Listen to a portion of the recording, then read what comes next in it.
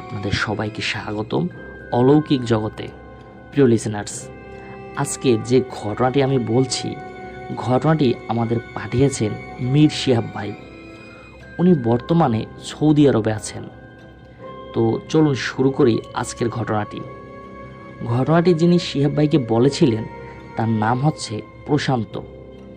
আর ঘটনাটি শুরু হয়েছিল 1985 সাল থেকে 1986 সালের মধ্যবর্তী কোনো একটা সময়ে। ওই সময়ে প্রশান্তবাবুর বয়স ছিল 14 কি 15 বছর, এরকম আর কি। আর এই প্রশান্তবাবুর বাবা ছিলেন একজন ব্ল্যাক ম্যাজিশিয়ান। ওনাদের বাড়ি মূলত শ্রীলঙ্কায়, মানে প্রশান্তবাবু ওনারা শ্রীলঙ্কায় থাকতেন। এই প্রশান্তবাবু বর্তমানে সৌদি আরবে আছেন। প্রশান্তের পরিবারে ছিল বেশ কয়েকজন সদস্য। প্রশান্তবাবু ওনারা ছিলেন 3 ভাই, ওনার বাবা, মা এবং দাদি। আর সবার ছোট ছিল ভাই বোনদের মধ্যে একটি বোন। 3 ভাই ছিল আর একটা বোন ছিল। এই যে প্রশান্তবাবুর বাবা যে ব্ল্যাক ম্যাজিশিয়ান, উনি আসলে অন্য কোনো কাজ জানতেন না, কোনো কৃষিকাজ জানতেন না, কোনো কাজ জানতেন না। উনি এটাই করতেন। এটা করেই তাদের মূলত পরিবার চলত। ওনারা সবাই ছিলেন হিন্দু ধর্মের। এখন কথা হলো যে এই প্রশান্তবাবুর বাবা যিনি, উনি চিন্তা করছিলেন যে তার সন্তানদের মধ্যে কাকে এই বিষয়গুলি তিনি আস্তে আস্তে শিখিয়ে দিয়ে যাবেন। এখন প্রশান্তবাবুর যে বড় ভাই, মানে বড় দাদা যিনি, তিনি এই বিষয়ে খুব অনিচ্ছুক ছিলেন। তার বয়স ছিল প্রায় 20 বছরের উপরে। তিনি মূলত কৃষিকাজ করতেই পছন্দ করতেন এবং এই যে ব্ল্যাক ম্যাজিকের বিষয়টা, এটাকে উনি খুবই খারাপ নজরে দেখতেন। প্রশান্তবাবুর বাবা যিনি, তিনি চিন্তা করলেন বড় ছেলেটা যখন এতই অপছন্দ করে, একে তো আর এটা শেখানো যাবে না। তখন উনি চিন্তা করলেন যে তার ছেলেদের মধ্যে কোন সন্তান এই ব্ল্যাক ম্যাজিকের বিষয়টা আসলে এখনও ওইভাবে বোঝে না, বা এটার পরিণতি কি এটাও জানে না, তাকে তিনি এই বিষয়টা শিখিয়ে দিতে চান। এখন এটা তো একদিনে শেখানো যায় না, আস্তে আস্তে সাথে রেখে বিভিন্ন কর্মপদ্ধতি অবলম্বন করে আস্তে আস্তে এই বিষয়টাকে অভ্যস্ত করতে হয়।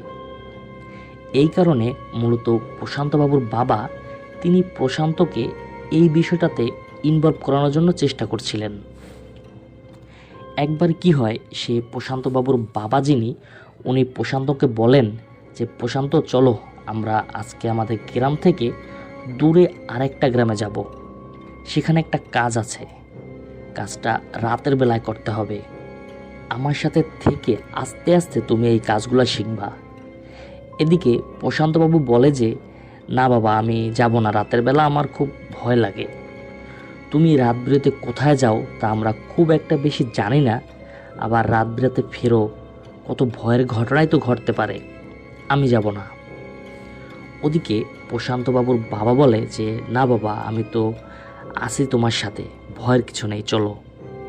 আসলে এখানে কি ব্যাপারটা ছিল, এটা প্রশান্তকে তার বাবা বলেনি। তিনি প্রশান্তকে এক প্রকার রেডি করে ফেলেন। প্রশান্তর যে মা এবং প্রশান্তর যে দাদি, সে বলে যে এই তুই প্রশান্তকে কই নিয়ে যাস, এই কাজে তুই ঢুকেছিস, ভালো কথা। প্রশান্তর দাদি আর কি তার ছেলেকে বলে, মানে প্রশান্তর বাবাকে বলে আর কি, তুই এই কাজে আর নতুন করে কাউকে ইনভলভ করতে পারবি না, তোর পর্যন্তই থাক এগুলো, আর তুইও পারলে এগুলো ছেড়ে দে। এখন প্রশান্তবাবুর বাবা বলে যে না, এখন আমি যদি এটা ছেড়ে দিই তাহলে আমার অনেক ক্ষতি হয়ে যাবে, আমারও ক্ষতি হবে, তোমাদেরও ক্ষতি হবে, আমি তো এটা ছাড়তে পারছি না। এদিকে প্রশান্তবাবুর মা যিনি, তিনি তার স্বামীকে বলে যে তুমি এগুলো থেকে আস্তে আস্তে বের হয়ে আসো, আমাদের এই উপার্জনের অর্থ দরকার নেই, কৃষিকাজ করো। এখন উনি বলে আমি তো আর কোনো কাজ শিখি নেই। তারপরও তাকে সবাই কৃষিকাজে অভ্যস্ত হতে বললেন। প্রশান্তবাবুর বাবা আসলে চাইলেও এই প্রফেশন থেকে বের হয়ে আসলেও কিন্তু তার জন্য অনেক কঠিন হয়ে যেত, এবং ঠিক এটিই ঘটেছিল প্রশান্তবাবুর বাবার বেলায়। এদিকে ছেলেকে তো উনি রাতের বেলা নিয়ে যাবেন এক জায়গায়, তো বের হয়েছেন তাকে নিয়ে। সকলের অমতেই আর কি তারা বের হয়েছেন দূরে, মানে ওই গ্রামের কয়েক গ্রাম পরে আর কি, সেই গ্রামে যেখানে তাকে নিয়ে যাবেন। হেঁটে যেতে ঘন্টাখানেকের মতো সময় লাগে। পরিচিত এক আত্মীয়র বাড়িতে তারা অবস্থান করেন। আত্মীয় বলতে খুব দূর সম্পর্কের একজন আত্মীয় আর কি। আসলে মূল ব্যাপারটা ছিল হচ্ছে ওই গ্রামে একটা হিন্দু সম্প্রদায়ের শ্মশান রয়েছে। এই শ্মশানের পাশে একটা কবরস্থানও রয়েছে, সেটাও হিন্দুদেরই কবরস্থান। অনেক সময় দেখা যায় কি যে অনেক গরিব মানুষ যাদের লাশ দাহ করার জন্য যে খরচের দরকার, সেটা খরচটা তাদের থাকে না। ওই খড়ি, তারপর আদর্শ যে উপকরণগুলো রয়েছে সেগুলো কেনার মতো সামর্থ্য থাকে না সবার, তখন তারা লাশ দাফন করে দেন। এজন্য শ্মশানের পাশে একটা কবরস্থানও ছিল, সেখানে লাশ দাফন করার ব্যবস্থাও ছিল। মূলত ওখানে একটা আত্মহত্যা করেছে এমন একটা মেয়ের লাশ দাফন করা হয়েছিল। ওই পরিবারও ছিল খুবই গরিব, এবং এই জন্য লাশ দাহ না করে তারা ওই কবরস্থানে দাফন করে দেয়। ওই মেয়ের শরীরের কিছু অংশ এবং মাথা এই প্রশান্তবাবুর বাবার প্রয়োজন ছিল। ব্ল্যাক ম্যাজিশিয়ানদের এটা লাগে। এই মাথাগুলো তিনি কিন্তু নতুন সংগ্রহ করতে এসেছেন তা কিন্তু নয়, উনি এর আগেও সংগ্রহ করেছেন, যেগুলো বিভিন্ন ব্ল্যাক ম্যাজিশিয়ানদের কাছে তিনি বিক্রিও করেছেন। বেশ মোটা অর্থ তিনি উপার্জন করেছেন। এখন যে কাজ করে মোটা অর্থ পাওয়া যায়, সে কাজে তো উৎসাহ একটু বেশিই থাকবে, এটাই স্বাভাবিক। এ কারণেই মূলত তিনি তার ছেলেকে নিয়ে এসেছেন তার সাথে, যে ছেলে এই বিষয়টা দূর থেকে দেখবে, আস্তে আস্তে সাহস করবে। এই কারণে মূলত তিনি তার ছেলেকে নিয়ে এসেছিলেন।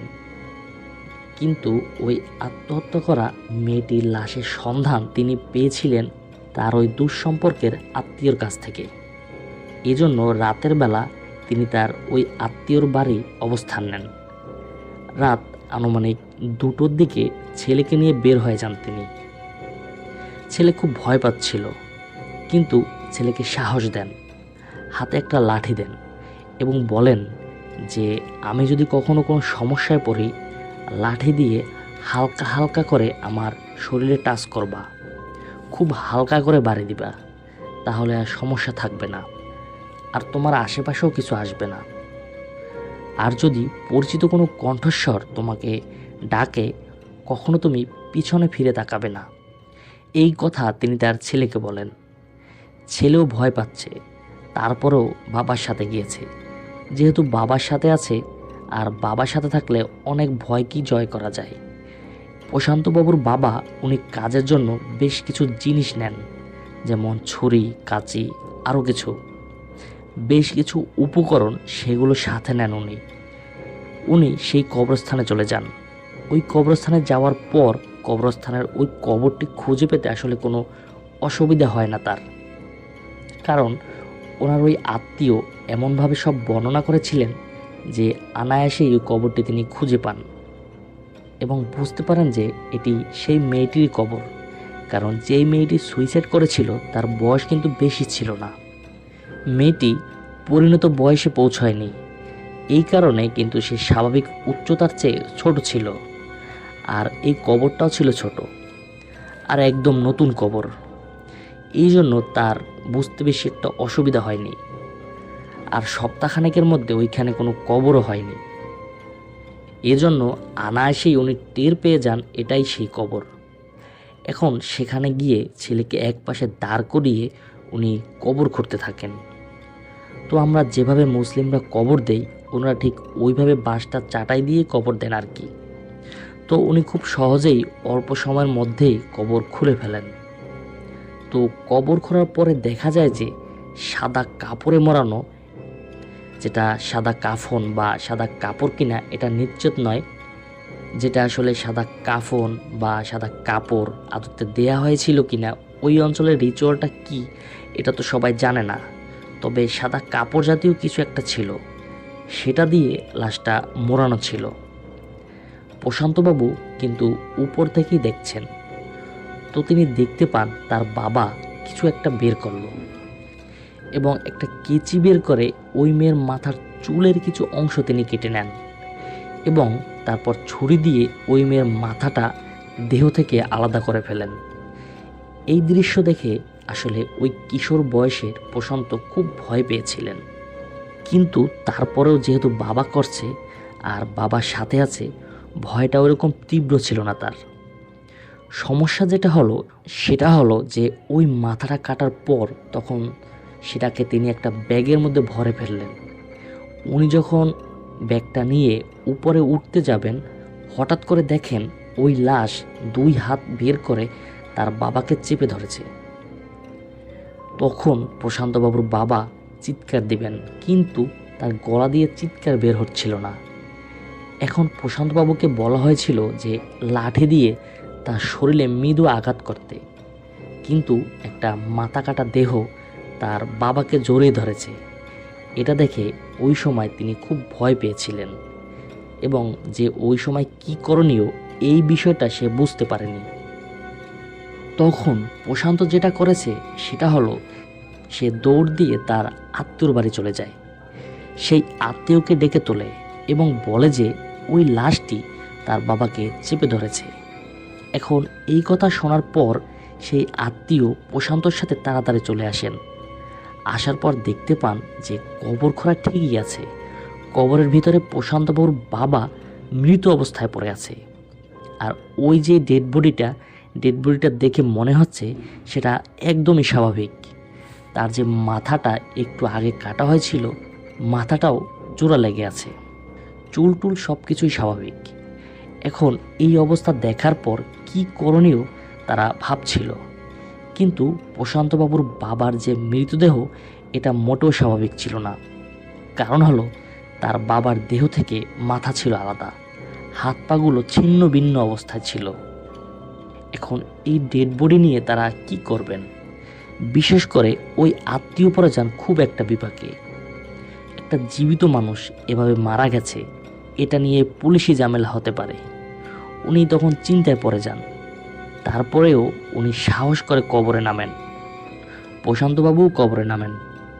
নেমে ওই ডেড বডিটাকে তোলা হয়, মানে প্রশান্তবাবুর বাবার ডেড বডিটা তোলা হয়, ছিন্ন ভিন্ন ডেড বডিটা। তখন তারা উঠে আবার ওই মেয়ের কবরটা ঠিকঠাক করে দেন এবং ওই ডেড বডিটা একটা বস্তা ম্যানেজ করে সেখানে ভরে তারা নিয়ে আসেন তাদের বাড়িতে। এখন ওই আত্মীয় পরে যান মহা দুশ্চিন্তায়। এখন এই ডেড বডি যদি এখানে কবর দিতে যাই তবে তো হবে আরেক ঝামেলা, যা করার আজকে রাতের মধ্যেই করতে হবে। তখন রাতের মধ্যে সেই ডেড বডিটা তার গ্রামে কোনো রকমভাবে পাঠিয়ে দেওয়া হয়। এর পিছনে কারণ ছিল যে তিনি কোনো ঝামেলায় পড়তে চাচ্ছিলেন না। কারণ ওইখানে যদি মাটির নিচে দাফন করে দেন, যদি কুকুর বা শিয়ালে সেটা টেনে আবার উপরে তোলে, এটা নিয়ে অনেক হট্টগোল হবে। এই জন্য উনি ওই রাতেই ওই ডেড বডিটা তাদের বাড়িতে পাঠিয়ে দেন এবং ওদের বাড়ির কাছেই একটা জায়গায় গর্ত করে ডেড বডিটা দাফন করে দেয়া হয়। তো ঘটনা কিন্তু এই পর্যন্ত। এবং লোকদেরকে বলে দেওয়া হয় যে রাতের বেলায় হঠাৎ করে উনি মারা গেছেন, এই জন্যই তাকে দাফন করে দেয়া হয়েছে। লোকজন তো জিজ্ঞেস করবেই, কারণ তার কাছ থেকে অনেকেই বিভিন্ন সলিউশন নিতে আসতো। এখন ঘটনা কিন্তু এখানেই শেষ নয়, ঘটনা মূলত এখান থেকে শুরু। এতক্ষণ যেটা বললাম সেটা ঘটনার প্রেক্ষাপট মাত্র। এরপর চলে যায় প্রায় 1 মাস। 1 মাস চলে যাবার পর এই যে প্রশান্তবাবুর যিনি বড় ভাই, সবার বড় ভাই, প্রশান্ত ছিল মেজো, তার ছিল বড় আর একটা ছোট ভাই। সবার বড় ভাইয়ের এক রাতে ঠিক 1 মাস পরে তার ডেড বডি পাওয়া যায় তার ঘরের মধ্যে। মাথা বডি থেকে আলাদা, মাথার চুল কাটা। পুরুষ মানুষের চুল ছোট করা ছিল, কিন্তু তারপরও চুলগুলো মাথা থেকে কাটা ছিল। এই দৃশ্য দেখে তো তার পরিবারের সদস্যরা প্রচণ্ড ভয় পেয়ে যান যে সর্বনাশ, এটা কি হলো, কি করলো এটা।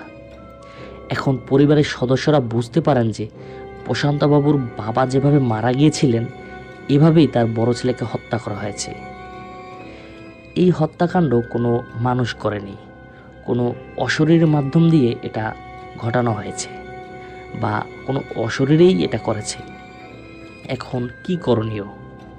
ছেলে মারা গেছে, পরিবারে শোকের ছায়া নেমে এসেছে। এখন এই যে মাথা কেটে ফেলা হয়েছে, এটা তো সমস্যা হলো, এটা তো পুলিশি কেস। এটা হত্যাকাণ্ড বললেই তো আশেপাশে অনেক সমস্যার সৃষ্টি হবে। তখন তারা যে কাজটি করেন, ওই লাশের মাথা কোনোভাবে সেলাই করেন, সেলাই করে স্বাভাবিক করা হয় আর কি, যতটুকু পারা যায়। পরের দিন সকালবেলায় ওই লাশটি পরিচিত কিছু লোকজনের উপস্থিতিতে সেটি দাফন করে দেওয়া হয় তার বাবাকে যেখানে দাফন করা হয়েছিল তার পাশেই। মানে তাদের দাহ করা হয়নি। দাহ করতে হলে তো অনেক লোক টোক আসবে, অনেক সমস্যা হবে, তাই দ্রুত দাফন করে দেওয়া হয়। এই ঘটনার আরও 1 মাস পর রাতের বেলা তার দাদির ডেড বডি পাওয়া যায়, মানে প্রশান্ত দাদির। একই রকমভাবে তারও 1 মাস পরে প্রশান্তর ছোট ভাই, তারও ডেড বডি পাওয়া যায় ঠিক একই রকমভাবে। তারও 1 মাস পর প্রশান্তর মায়ের ডেড বডি পাওয়া যায় ঠিক একই রকমভাবে। প্রশান্তর মায়ের ডেড বডি যখন পাওয়া যায় তখন তার পাশে কিন্তু তার ছোট বোন ঘুমিয়েছিল, কিন্তু সে কিছুই টের পায়নি। তার চিৎকার শোনা যায় সকালবেলা। ছোট বোন যখন চিৎকার দিয়ে ওঠে, মূলত ওই ছোট বোন যখন দেখে যে তার মায়ের এই অবস্থা, তারপর সে চিৎকার দিয়েছে। এভাবে পরিবারের সদস্যগুলো মারা যেতে থাকে। এলাকাবাসী আসলে একটা ধারণা করে নিয়েছিল, কারণ একদম গ্রাম অঞ্চলে ছিল তো, তাদের মধ্যেও তো অনেক অন্ধবিশ্বাস ছিল। তারা ধারণা করে নিয়েছিলেন এই যে প্রশান্তবাবুর বাবা ব্ল্যাক ম্যাজিক করত, এরই পাপের ফল হিসেবে পুরো পরিবার সেটা ভোগ করছে। কিন্তু এটার সমাধান কি?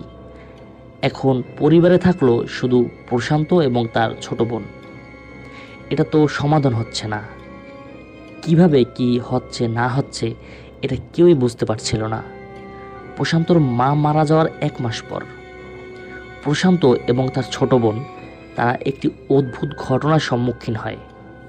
তারা শুনতে পান যে রাতের বেলা তাদের বাড়ির বাইরে কোনো একটা মেয়ে কান্না করছে এবং বাড়ির চারদিকে ঘুরে ঘুরে কান্না করছে।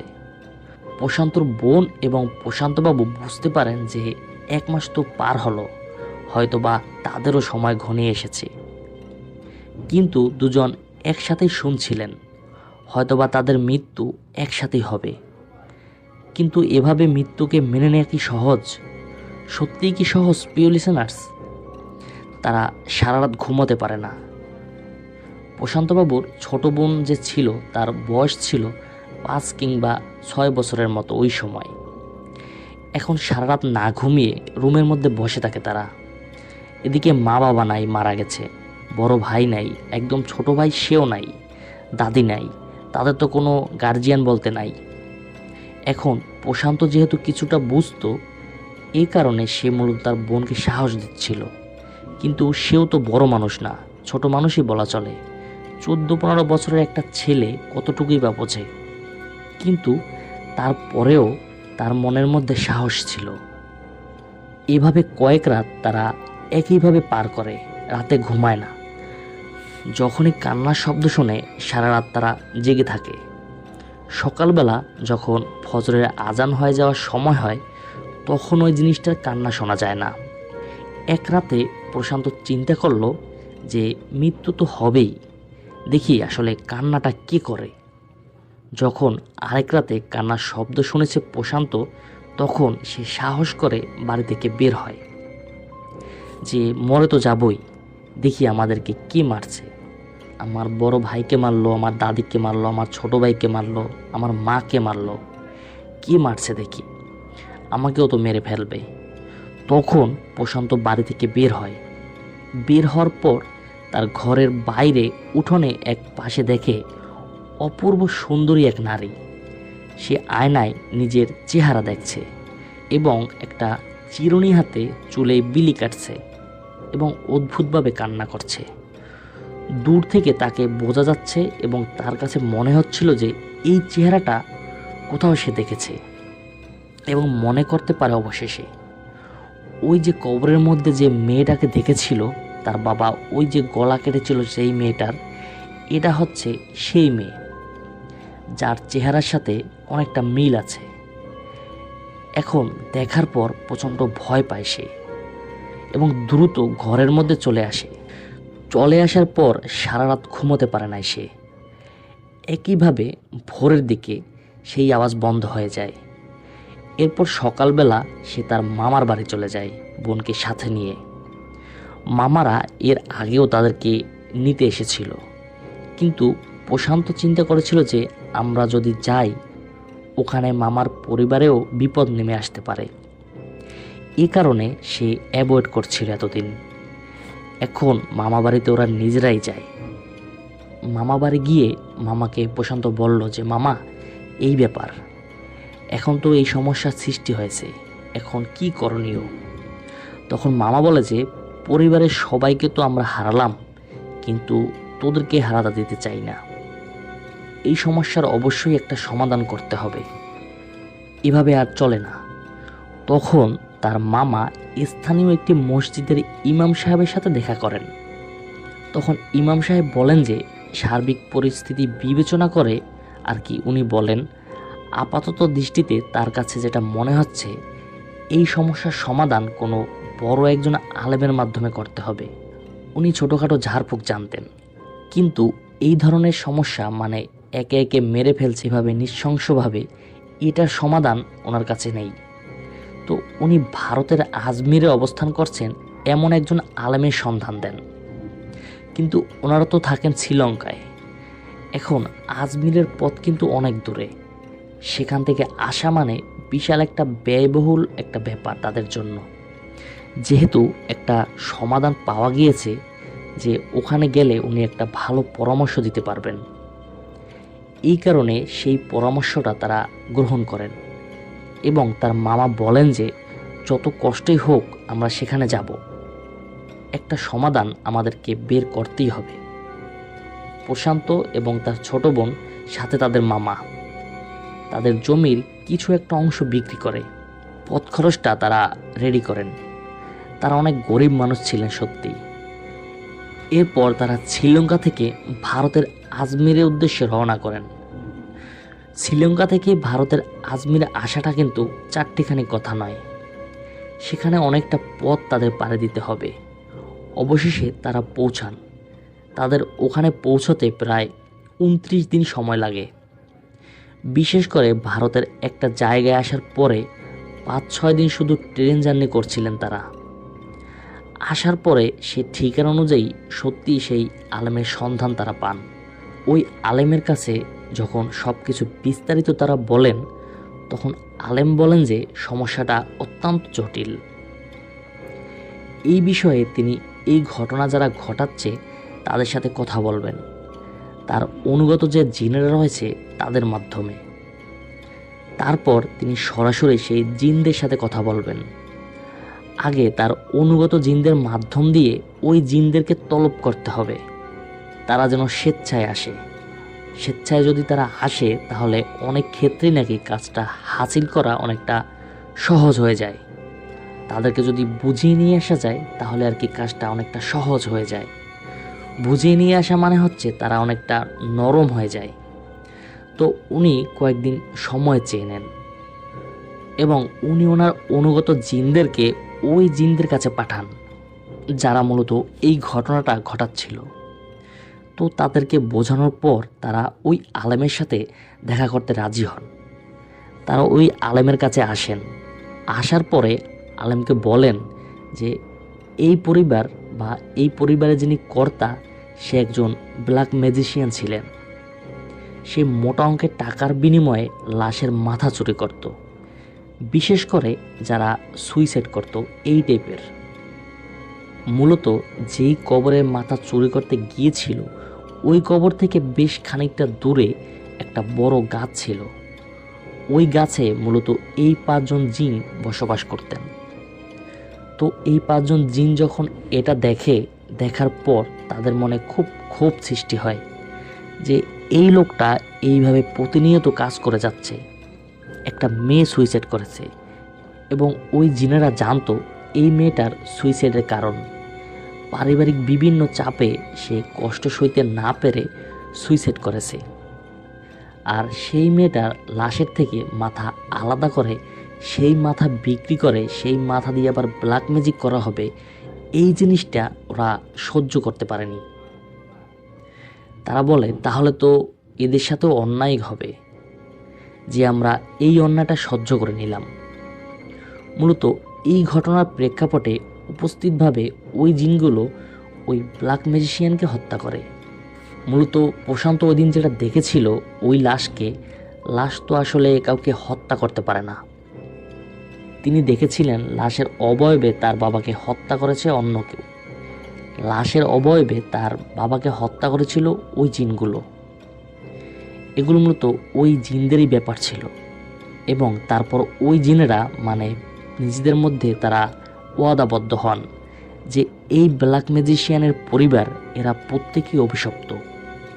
কারণ এই যে ব্ল্যাক ম্যাজিশিয়ান সে তার ইনকাম থেকে প্রত্যেককেই তো খাইয়েছেন তার এই উপার্জনের টাকা দিয়ে। সুতরাং পরবর্তীতে এরাও ব্ল্যাক ম্যাজিক শিখবে। এই কারণে এই বংশকে নির্বংশ করে দিতে হবে এমন একটা প্রতিজ্ঞা তারা করে। এবং সেই প্রতিজ্ঞার অংশ হিসেবে পরিবারের প্রায় প্রত্যেকটা সদস্যকেই একই রকমভাবে হত্যা করেছিল। যেভাবে মেয়েটির মাথার চুল কাটা হয়েছিল, যেভাবে তার মাথা আলাদা করা হয়েছিল, ঠিক একইভাবে। তখন এই বিষয়টি যখন এই জিনেরা ওই আলেমকে বলেন, তখন এই আলেম বলেন যে তোমরা তো প্রতিজ্ঞা করেছ, এটা তো সমাধান করা দরকার।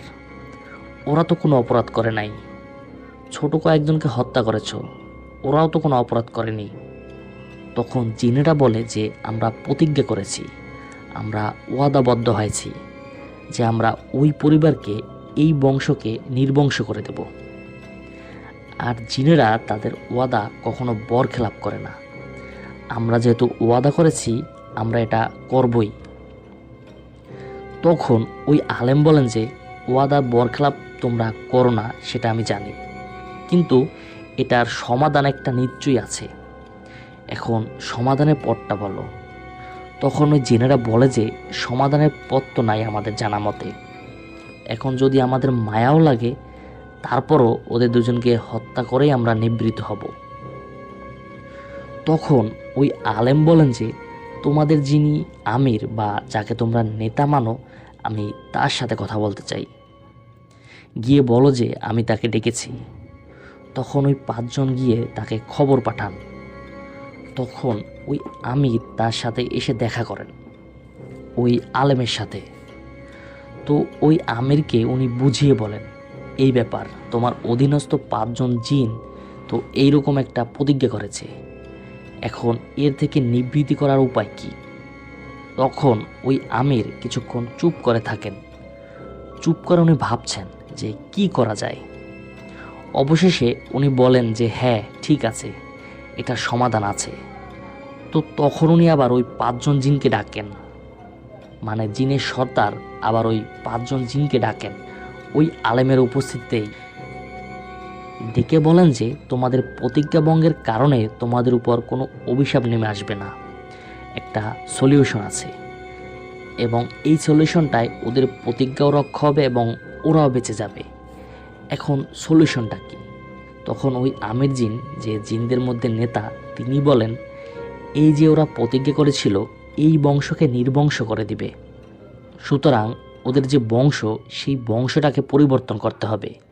প্রিয় লিসেনার্স, আপনাদের বোঝার সুবিধার্থে বলি, ধরুন আমরা মুসলিমদের মধ্যে খান আছে, মোল্লা আছে, শেখ আছে, এরকম অনেক আছে। তো ধরুন কেউ শেখ থেকে মোল্লা বা চৌধুরী থেকে সৈয়দ বা মণ্ডল, এই টাইপের বংশের পদবি চেঞ্জ করে ফেলা। তো ওরা ধরেন যে ওরা ছিল পাল বংশ, তো ওরা হয়ে যাবে সেন বংশ, ওরা আর আগের পদবি ব্যবহার করতে পারবে না। তখন ওই আলেম বলল ঠিক আছে, আমি তাদেরকে বলবো ওরা যেন এই কাজটা করে, সেই পর্যন্ত তোমরা ওদের কোনো ক্ষতি করবে না। তখন জিন তাদের সম্মতি দিল যে ঠিক আছে। ওদের সম্মতির অপেক্ষায় আমরা থাকলাম। তখন এই প্রশান্তবাবুর মামাকে এই আলেম বললেন যে জিনদের তরফ থেকে এটা বলা হয়েছে, এটা করলেই শুধু ওদের প্রতিজ্ঞা রক্ষা হয় এবং তোমরা বেঁচে যাও। তখন ওই প্রশান্তবাবু এবং তার বোন তারা তাদের বংশের যে পদবিটা একজাক্ট কী ছিল এটা শিহাব ভাই আসলে বলতে পারেননি আমাদেরকে। তখন ওদের বংশের পদবিকে ওনারা চেঞ্জ করে ফেলেন। ধরুন যে পাল ছিল সেন হয়ে গেছে, এবং এটাও প্রতিশ্রুতি দেন যে তাদের পরবর্তী বংশধররা যদি আল্লাহ মানে দুনিয়াতে পাঠান নতুন যে পদবি সেটাই ব্যবহার করবে। তো এই প্রতিশ্রুতি যখন দেন তখন জিনেরা আর এই দুজনকে কোনো ক্ষতি করে নাই। প্রশান্তবাবু ভালো আছেন, আর প্রশান্তবাবুর যিনি বোন তিনিও ভালো আছেন, তাদের বাচ্চা কাচ্চা আছে। এখন প্রশান্তবাবুও বিয়ে করেছেন, ওনারও সন্তানাদি আছে, তারা এখন একদম স্বাভাবিক। প্রিয় লিসেনার্স, এই ঘটনার মাধ্যম দিয়ে কিন্তু আমিও একটা বিষয় নতুন করে জেনেছিলাম যে এই যে জিনেরা যে ওয়াদার বরখেলাপ করে না, এটা তো আমরা অনেকেই জানি, কিন্তু ওয়াদা করে ফেলেছে এই বংশকে নির্বংশ করবে। এখন এই যে একটা চমৎকার সলিউশন, এই সলিউশনটা কিন্তু জিনদের যে সর্দার তিনি দিয়েছিলেন। তো খুবই চমৎকার একটা সলিউশন ছিল, আমার কাছে খুবই ভালো লেগেছে আর কি। চমৎকার একটা সলিউশন, এতে দুজনের জীবনও বেঁচে গেল, বংশ নির্বংশও হলো না, তাদের ওয়াদার বরখেলাপে হলো না, প্রতিজ্ঞাটাও ঠিক থাকলো। তো এভাবেই এটার সমস্যার সমাধান আল্লাহর রহমতে হয়েছিল। প্রিয় লিসেনার্স, এই ছিল আজকের ঘটনা। ঘটনাটি আপনাদের ভালো লাগলে আমাকে অবশ্যই কমেন্ট করার অনুরোধ রইল। আর আপনারা যারা আপনাদের জীবনে ঘটে যাওয়া কোনো ঘটনা অথবা আপনার জানা কোনো সত্য ঘটনা আমাদের পাঠাতে চান, তারা ঘটনা লিখে অথবা রেকর্ডিং করে পাঠিয়ে দিন আমাদের হোয়াটসঅ্যাপ নাম্বার। তো কথা না বাড়িয়ে চলে যাচ্ছি আজকের ঘটনায়। ঘটনাটি একটি অতৃপ্ত পরিবার নিয়ে। আপনারা যারা আত্মা বা এই পরজন্ম পুনর্জন্ম ধরনের ঘটনা পছন্দ করেন, আজকের ঘটনাটি তাদের জন্য। যেভাবে লেখা আছে আমি ঠিক সেভাবেই পড়ছি। রাতুলরা পুরান ঢাকার একটা অত্যন্ত পুরনো গলিতে একটা নতুন বাসা ভাড়া নিয়েছে। এখনও আশেপাশে কারোর সাথেই তেমন তাদের পরিচয় হয়নি। বাসা সব কিছুই ঠিকঠাক করে রাতুল এখন কিছুটা অবসরে আছে। তার আবার রাত জাগার অভ্যাস। একটু রাত হলেই রাতুল চলে যায় ছাদে। তো একদিন বাড়িতে ওঠার পর প্রথম যেদিন সে ছাদে ওঠে তখন প্রায় 12টা বাজে। চারপাশে তাকাতে গিয়ে সে দেখতে পায় পাশের বিল্ডিংয়ে একটা মেয়ে, পাশের বিল্ডিংয়ের ছাদে একটা মেয়ে মাথা নিচু করে দাঁড়িয়ে আছে। পাশের বিল্ডিংটা এতটাই কাছে ছিল যে একটু চেষ্টা করলেই ওই ছাদে যাওয়া যায়। যাই হোক, এত রাতে রাতুল একটা মেয়েকে ছাদে দেখে একটু অবাকই হলো। তবুও সাহস করে মেয়েটিকে ডাক দিল, এই যে শুনছেন। কিন্তু মেয়েটি কোনো সাড়া দিল না, বরং যেভাবে দাঁড়িয়েছিল সেভাবেই দাঁড়িয়ে থাকলো। এইবার রাতুল আর একটু জোরে ডাক দিল এবং মেয়েটি তাকালো। চোখের দৃষ্টি কেমন যেন শূন্য মৃত মানুষের মতো মনে হলো রাতুলের কাছে। রাতুল বলল, আমরা এই বিল্ডিংয়ে নতুন এসেছি, আমার নাম রাতুল, আপনার নাম কি? মেয়েটি খুবই আস্তে করে জবাব দিল, নিধি। রাতুল বলল, আপনি এত রাতে ছাদ এসেছেন কেন একা একা? মেয়েটি তখন বলে, আমি তো প্রতিদিনই ছাদে আসি, আমার ছাদে আসতে ভালো লাগে। এভাবেই একটু একটু করে সেদিন তাদের মধ্যে গল্প হলো, কথা হলো। তারপরে যে যার মতো বাসায় চলে আসলো। কিন্তু বাসায় আসার পরেই একটা অদ্ভুত অনুভূতি হতে লাগলো রাতুলের। তার মনে হতে লাগলো কেউ মনে হয় তাকে দেখছে। ও যখন খাটের পাশে দাঁড়ালো তখন ওর মনে হলো কেউ খাটের নিচ থেকে তাকে দেখছে।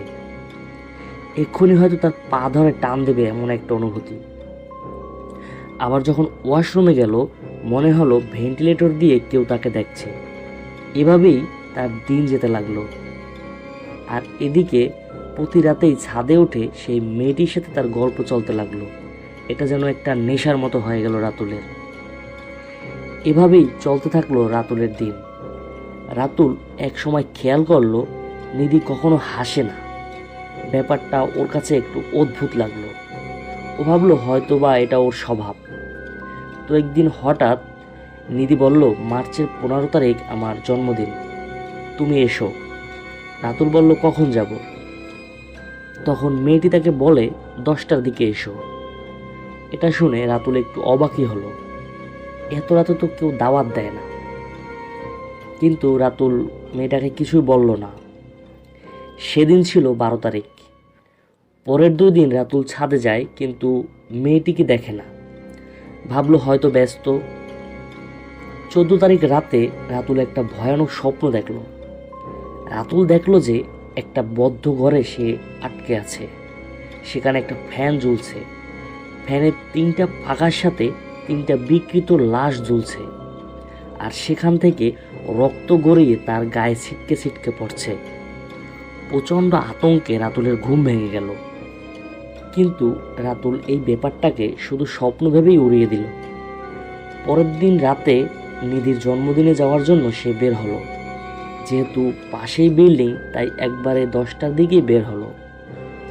ওদের বাসায় যেয়ে দরজায় কড়া নাড়ার সাথে সাথে নিধি দরজা খুলল। ঘরে ঢুকে একটু অবাক হলো রাতুল, কারণ ঘরে কোনো মেহমান ছিল না। নিধি রাতুলকে বসতে দিয়ে ভেতরে চলে গেল। একটু পরে ওর বাবা মাকে নিয়ে আসলো। নিধির বাবা মাকে দেখেই রাতুল খুব চমকে গেল, কারণ তাদের 3 জনের দৃষ্টিই একরকম, কেমন যেন শীতল একটা চাহনি। আর একটা অদ্ভুত বিষয় দেখলো, কারো মুখেই আসলে হাসি নেই। রাতুল বুঝে গেল যে ও কোনো বিপদে পড়তে যাচ্ছে। সাথে সাথে কোনো কথা না বলে দরজার দিকে পা দিল রাতুল। কিন্তু ততক্ষণে ওরা 3 জন ওকে ঘিরে ধরেছে। রাতুল তখন সমানে জোরে জোরে দোয়া পড়তে লাগলো। দোয়া শুনে ওই 3 জন খুবই চিৎকার করতে থাকলো, এবং অদ্ভুত বিষয়, ওদের শরীরের মাংসগুলো খসে খসে পড়তে লাগলো। এরপর রাতুল কোনো মতে দৌড়ে বাইরে এসে অজ্ঞান হয়ে যায়। পরদিন রাতুল নিজেকে আবিষ্কার করে হাসপাতালের বেডে। এলাকার লোকেরা রাতুলকে উদ্ধার করে ওখানে ভর্তি করিয়ে দিয়েছে। রাতুল যখন কিছুটা সুস্থ হয়, তখন ওই বাড়িটাতে যেয়ে রাতুল দেখে যে তালা ঝুলছে। পরে রাতুল আশেপাশের লোকদের কাছে একটা খুবই অদ্ভুত এবং ভয়ঙ্কর ঘটনা শুনল। বছর 12 আগে এখানে একটা পরিবার ছিল। সেই 12 বছর আগে 15ই মার্চ কারা যেন এসে তাদেরকে খুবই নির্মমভাবে হত্যা করে ফ্যানের সাথে ঝুলিয়ে রাখে। তারপর থেকে প্রতি বছরই 15ই মার্চ এখানে একটা লাশ পাওয়া যায়। রাতুলই ছিল একমাত্র ব্যক্তি যে বেঁচে ফিরছিল। এরপর রাতুল ওই এলাকা ছেড়ে অন্য এলাকায় চলে গিয়েছিল। এই ছিল আজকের ঘটনা।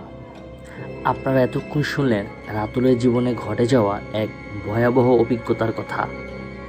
প্রিয় লিসেনার্স, জানি না ঘটনাটা আপনাদের কতটুকু ভালো লেগেছে, ঘটনাটা কতটুকু ভয়ের।